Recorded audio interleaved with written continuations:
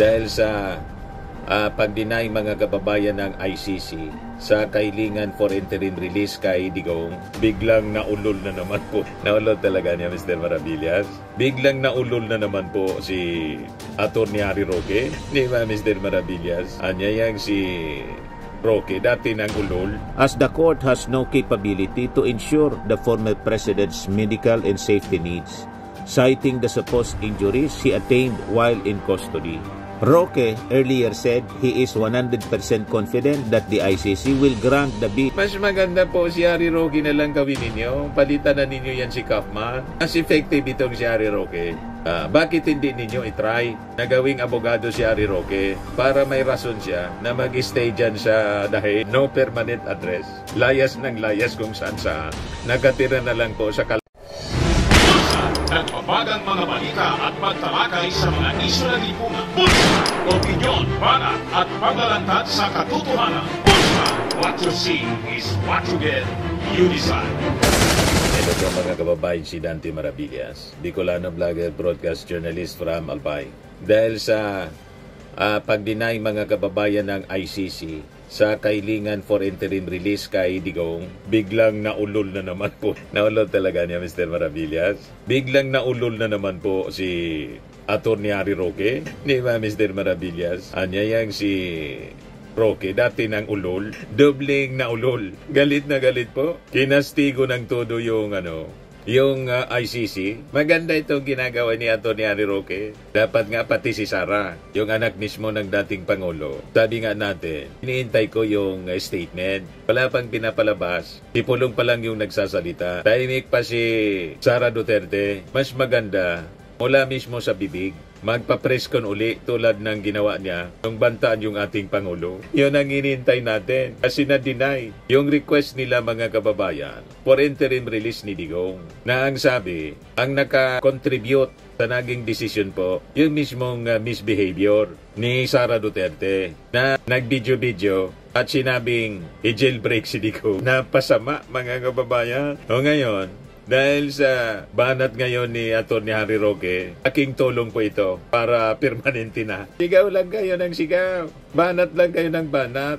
Maganda ang epekto po kay Digong. Lalo nalulubog si Digong sa inyong mga kagawgawan. Alam ninyo, nakatulong. Mamaya i-play ko sa inyo mga kababayan yung komentary ng isang abogado at rockstar, si Atty. Ibanez. Napakaganda yung kanyang paliwanag. Yung sinisigawan niya nila na bring him home, yun ang rason kung bakit hindi pinagbigyan. Ito po, sabi dito sa balita ng Batas PH, Harry Roque slams ICC after Digong's interim release bid junk. Former presidential spokesperson Harry Roque expressed dismay with the decision of the International Criminal Court Pre-Trial Chamber 1 that rejected the plea of former President Rodrigo Duterte for interim release. Sa kanyang statement, Roque is also urging the relative of former President Rodrigo Duterte to seek reconsideration in appeal before the ICC as the court has no capability to ensure the former president's medical and safety needs,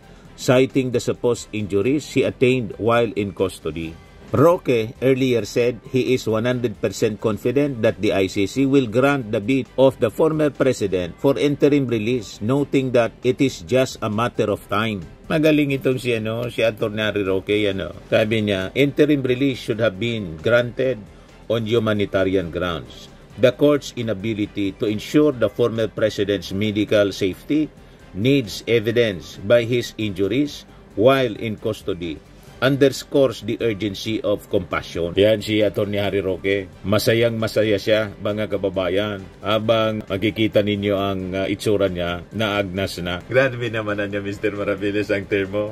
Di ba, dati siya, mataba siya, malaki, mapusok yung katawan. Naagnas na po. Biglang pumayat, mga kababayan, kasi nakikipag-agawan na lang ng humba. Hindi makakain ng maayos. Ubos na yung savings. Paubos na, sabi niya. Pagkatapos, no permanent address. NPA siya ngayon. No permanent address. layas ng layas kung saan-saan.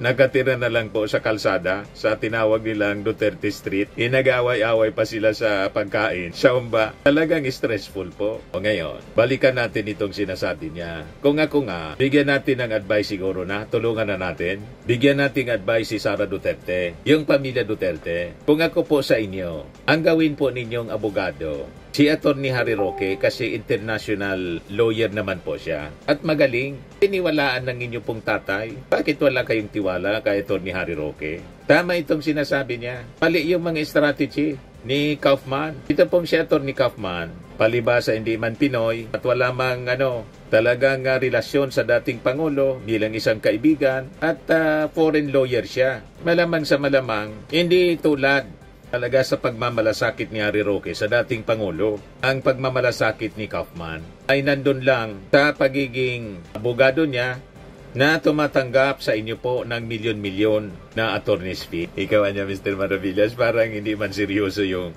Tama po, di ba? Hindi man Pilipino si Kaufman. Sabi nga ng mga nagmamasid, yung mga ginagawa ni Kaufman po, para lang ma-maintain yung attorney's fee. Mas matagal yung trial, mas maganda. Kasi kung halimbawa may panalo ka agad o matalo, agad-agad, bilis yung aksyon, kaya delaying tactics yung ginagawa niya. Tapos agad yung kontrata. Malalim pa naman yung balon ng pera ng mga Duterte. Kayang-kaya nila ang gumastos ng milyon-milyon mga kababayan sa attorney's fee tulad ni Kaufman. Kaya lang, sabla yung mga depensa. Yung depensa ni Kaufman, hindi umobra po. Denied. Kasi naman niya, Mr. Maravillas, pinahamak ni Sara. Sabi na nga ICC, naging factor yung mga sinabi ni Sara. Mas maganda po si Harry Roque na lang gawin ninyo. Palitan na ninyo yan si Kaufman. Mas effective itong si Harry Roque. Bakit hindi ninyo itry na gawing abogado si Harry Roque para may rason siya na mag-stay dyan sa Dahig at makarecover din yung finances niya? Siyempre, hingi din siya ng attorney's fee, alangan man libre. Yan yung statement ni Harry Roque. Labagan niya sa karapatang pantao. Yung pag-deny ng interim release kay Digong.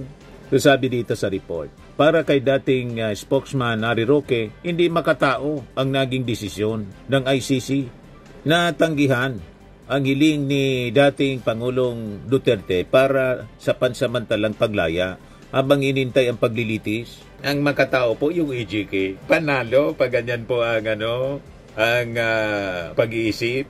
Ang EJK makatao. Ang pag-deny sa interim release, hindi makatao.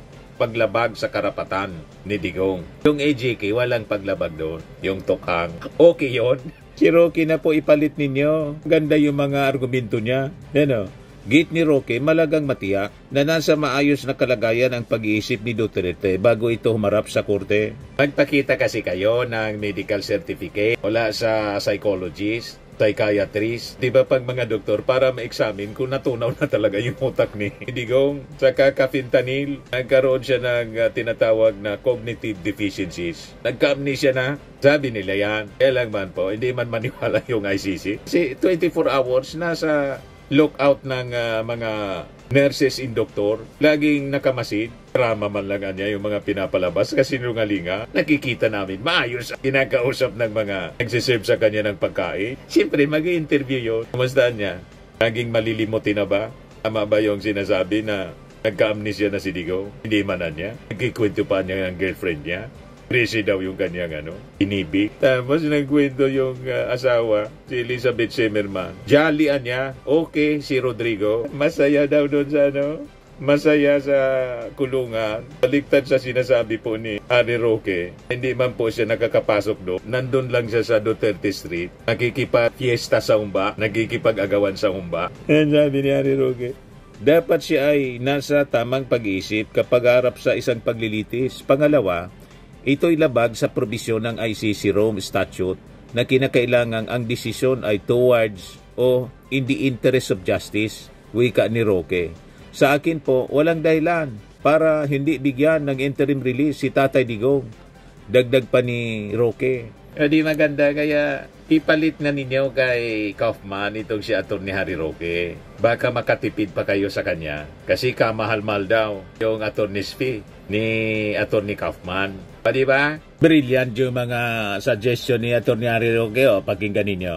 Kaya nga po ang aking advice na tinawag na crazy scheme ay gamitin ang legal na proseso sa Netherlands para nga po itaguyod ang karapatan ng due process ni Tatay Digong sa harapan ng lokal na hukuman dito sa Netherlands. Dahil Netherlands naman po ang may obligasyon na itaguyod at protektahan ng karapatang pantao ni Tatay Digong habang siya ay nasa teritoryo ng Netherlands. Duda ko nga po, bagamat walang kumpirmasyon na Netherlands ay isang bansa na tumanggap sa kanya kung magkakaroon ng interim release, tingin ko isa po doon ay Netherlands at ang dahilan nga is alam nila may pananagutan din sila sa pagkakakidnap kay Tatay Digong dahil siya nakakulong sa lupa ng Netherlands, sa kulungan na pinapatakbo ng Netherlands, tinanggap sa Netherlands na walang papel ng mga otoridad sa Netherlands, dinala gamit ang ambulansyang Netherlands sa ospital na pinapatakbo ng Dutch government. Tingin ko, yan ang basihan kung bakit tinatanggap nila ang temporary or interim release si Tatay Digong sa kanilang teritoryo. Di ba? Magaling si Atty. Harry Roque. Lalo't pag nagsisigaw-sigaw itong bangag, ngiwi, butod. Isasama yung mga pagsisigaw-sigaw niya yon habang nagdi-defend siya kay Digong sa ICC. At yung mga pagrarally nila, aking tulong yung maisog rally kung saan-saan ginagawa. Lalo na yung sa the Netherlands at sa Davao. Pakinggan natin yung paliwanag ni Atty. Ibanez kung paano nakatulong kay Digong yung patuloy na panawagan mga kababayan ng Bring Him Home. Ituloy lang ninyo. Magandang epekto po. Ito po si Atty. Carlo Ibanez. Yan Sumisikat din po siyang abogadong vlogger. Ito, pakinggan ninyo po. Continue your unwavering support. Sigaw pa ng Bring Him Home. Lalo lang siyang hindi makakalaya. Samahan ko pa kayo. Baliktad yung epekto. Bring Him Home. Bring Him Home. Bring Him Home. Yan Nag-backfire ang loyalty niyo kay Digong. Yung pagsigaw ng Bring Him Home, ang pagpapakita ng blind loyalty sa kanya, at pati ang pagboto sa kanya as mayor, ironically, yan ang dahilan kung bakit hindi pinalaya ng ICC si Digong. Yes, totoo yan. Sabi mismo ng ICC ruling, given Mr. Duterte's position as President of the Philippines, he appears to have the necessary political contacts as well as to benefit from a network of support within the country. Ganito kasi yan. Ang interim release ay pwede lang ibigay kung mapapatunayan na akusado na hindi siya tatakas. Simple lang ang tanong ng ICC. Correct. Kung papalayain ba natin si Duterte, babalik ba siya para harapin ang kaso? Ang sagot ng ICC, hindi. Bakit? Dahil pinakita ng supporters niya na malakas pa rin ang kapit niya sa kapangyarihan. In fact, ang Philippine Senate mismo naglabas ng resolution in support of Duterte. Tapos, binoto pa siya bilang mayor ng Davao. Dagdag pa dito, patuloy pa rin ang show of support sa kanya. May mga rally, mga post online, at mga taong sumisigaw ng Bring Him Home. Lahat niya nakita ng ICC as evidence ng influence at connection ni Digong. Correct. Kaya para sa ICC, malinaw na si Duterte ay hindi lang madaming supporters. May kakayahan siya na tumakas at magtago. Correct. Sa tulong mismo ng mga taong nagmamahal daw sa kanya. At eto ang pinakamalupit na irony. Yung mga sumusuporta kay Digong na buong akala ay tumutulong sila sa kanya, sila pala ang dahilan kung bakit hindi siya makakalabas. You see? Yung Senate resolution calling for house arrest, akala ng mga kaalihan hindi nag-iisip yun. Pero para sa ICC, proof of continued influence yan. Well, tama naman ang ICC Kung ikaw, isa ka sa sumisigaw ng Bring Him Home, isipin mo ito. Kung sakaling makauwi si Duterte, hindi mo ba gagawin ang lahat ng makakaya mo para hindi na siya maibalik sa ICC? Correct. Hindi mo ba siya ipagtatanggol, itatago, or ipoprotesta mo ang pagbalik niya sa The Hague? Siyempre, ang sagot mo dyan, oo, di ba? Ayan, alam ng ICC yan. Kilala nila ang katulad mo. Ahadlang ka na maibalik si Duterte sa ICC. At dahil dyan, hindi siya makakalaya. Kaya sige, continue your unwavering support. Sigaw pa ng Bring Him Home. Lalo lang siyang hindi makakalaya. Samahan ko pa kayo. Bring him home. Bring him home. Bring him home. Backfire lahat yung bring him home ninyo. Kaya bukas, magrarally uli kayo. Kahit nalindol yung Davao, ituloy ninyo ang people power. At sabihin ninyo, bring him home. Lalong hindi magkakalabas si Digong sa kaka-bring him home ninyo po. Ngayon si Sara, hiningan ng komento. Yun lang po, ayaw maglabas ng comment na kapag-isip siguro. Yan ang report ng ABS-CBN News. Vice President Sara Duterte is in the city of Mati in Davao Oriental to condole with the families of quake victims ngayong araw. Ayan Duterte declined to comment for now on her father's rejected interim release bid before the ICC. Sabi ni Sara, i-hold ko na lang muna yung comment ko dito sa ICC case kasi kailangan natin makipag-empathize sa mga biktima ng lindol at mag-sympathize doon sa mga namatayan. Pagkatapos po ninyo na makapag-sympathize, makiramay dyan sa mga namatayan, 7 na daw yung namatay at maraming injured sa Davao Oriental. At yung Pangulo, immediately na padala ng mga ayuda. At siyempre, rescue teams. Nandun si DPWH Secretary Vince Dizon, si DSWD Secretary Gatchalian, at iba pang mga opisyal. Talagang tinututukan po. Mas maganda po, Sara, na magpalabas ka na. Magmumurahin mo yung ICC. Sabihin mo yung ICC hindi makatao. Hindi man lang kinonsidera ang kalagayan ng tatay mo na sabi ng nanay mo, okay man na niya. Laking tulong yan. Bakbakan mo ng bakbakan. Bantaan mo tulad ng pagbanta na ginawa mo sa ating Pangulo kay Martin at saka kay Lisa Marcos. Laking tulong yan para sa tatay mo. Kasi yun nga statement po ninyo, naging basihan para i-decline yung request for interim release. Yung sinabi po ninyo sa video na jailbreak natin si PRRD. Ito yung mga reactions ng mga netizens kay Harry Roque. Sa post ni Harry Roque. Sir Harry Roque, sana wag nang magsalita kung anong balak kasi hinaharang ng kalaban. Padaldalin mo lang. Padaldalin ninyo ng padaldalin kasi hindi makatagal si Harry Roque, hindi dumaldal. Maganda yan. Sabihin ninyo kung ano mga plano ninyo. Pangalandakan ninyo sa buong mundo. Kaya nga po, pati yung ganyang asylum application na deny, nakakakwin. Sabi ni Mauro Castro, dami mo alam, tanggapin nyo katotohanan kung bakit sa kanya nangyari yan. May katapusan ng lahat, kaya tapos na siya sa paghahari. Sabi ni Galyaron Jesse Ocaña, kakapakialam mo, mas lalong hindi makakalaya si Digong. Sabi ni Bernardo Robles, sobrang galing mo. Magpaliwanag, Telito de Marines. Iba ang international law sa local law. Kaya di uobra. Sabi ni Leonard Lapos, nawawala ka na, Harry. Kawawa naman buhay mo ngayon. Di mo alam kung saan ka tutungo. Sabi ni Erwin Torres, pinakialaman mo ng pilit yan Nakakagulo ka lalo. Asikasuhin mo ang sarili mong kaso. Sabi ni Roland Suarez, ikaw lang madami alam, umuwi ka na't ilabas mo itong galing. Sabi ni G.R. Manzano Jr., hoy butanding, huwag ka nang magmagaling. Wala ka namang nagagawa. Mas tamang bansag sa'yo, Attorney Ewa. Sabi ni Eva Castellano, ngayon alam ninyong sabihin ang karapatang ng tao. Samantalang noon, kung gumawa ng krimen, wala lang. Ngayon nyo tanggapin kung gaano kahirap mawala ng karapatan. Sabi ni Renz Lab, tumahimik ka na akla. Sabi ni Renato, ngak-ngak pamor. Maganda yung pagdadaldal ni Harry Roque. Kaya nga ang iniintay natin na susunod na dumaldal, magpa-interview si Sara Duterte. Kaya lang, hold on muna daw. Hold niya muna yung kanyang mga pahayag. Swimming and lifting cream, pinapahid po sa mga pulses in affected area. Mainam po sa paninigas ng mga kaso-kasuan. Ito naman po, Automax Radiant Serum. Sa mukha naman yung application, anti-aging po siya. You will look 10 years younger than your age. Sa mga cancer patients naman po, baka lang gusto ninyo itong itry. Neng siya red mixed fruit drink. Hindi mo po siya gamot, food supplement siya. Kaya lang, gawa siya mga kababayan sa goji berry. Yung goji berry, may anti-cancer properties.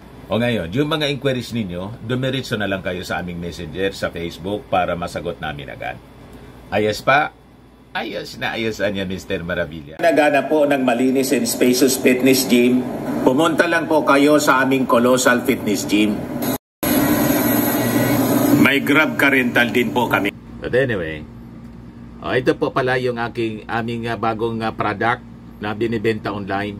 I am worldwide amazing pure organic barley powdered drink mix from Australia.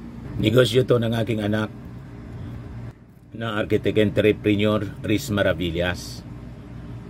Ayan po. Kontakin na lang po ninyo siya, Riz Maravillas on Facebook. Ang mga health benefits niya, boost immunity, improves digestion, enhance energy levels, pack with antioxidants, prevent cancer. Ito naman po yung bago naming product na binibenta online. Eye Glow Serum, whitening po siya. Tingnan ninyo yung epekto sa aking anak na architect before and now. Yung mga inquiries po ninyo, dumiretso na lang kayo sa kanyang Facebook account, Riz Maravillas.